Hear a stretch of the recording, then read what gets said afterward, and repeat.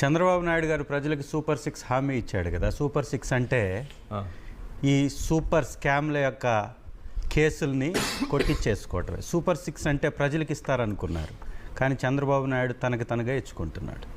Super 6లో ఈ 4 కేసులు already ఇచ్చేసినట్టే అంటున్నాడు కదా. ఈ 4 కేసులని కొట్టేసుకున్నట్టే.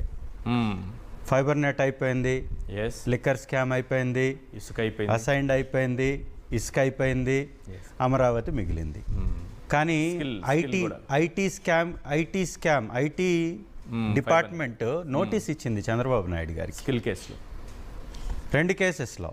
అమరావతిలో దాదాపు 8,000 కోట్ల రూపాయల ఆ కాంట్రాక్టులకు సంబంధించి తన పిఏ శ్రీనివాస్ అనేటటువంటి వ్యక్తి ద్వారా ఒక షెల్ కంపెనీలని సృష్టించి ఆ షెల్ కంపెనీలకు సంబంధించిన వ్యవహారాలు చూడడానికి మనోజ్ పార్థసాని అనేటటువంటి అతన్ని ఆ కంపెనీల వాళ్ళకి అటాచ్ చేసి వినయ్ సంగల్లా, విక్కీ జైన్, మనం బాగా విన్నాం, షాపూర్జీ పల్లంజీ సంస్థకు సంబంధించినటువంటి అధికారులు ఐటీ శాఖ వారికి ఇచ్చినటువంటి ఆ నివేదికల్లో చంద్రబాబు నాయుడు గారి పిఏ ఎవరికి ఇవ్వమంటే వాళ్ళకి డబ్బులు ఇచ్చామని చెప్పినట్టుగా చాలా క్లియర్గా సిఐడి వారికి సంబంధించినటువంటి ఆధారాల సేకరణలో ఇవి కూడా ఒక భాగం. ఇప్పుడు సిఐడి అంటే చీఫ్ మినిస్టర్ గారి ఇంటి డిపార్ట్మెంట్గా మారిపోయింది.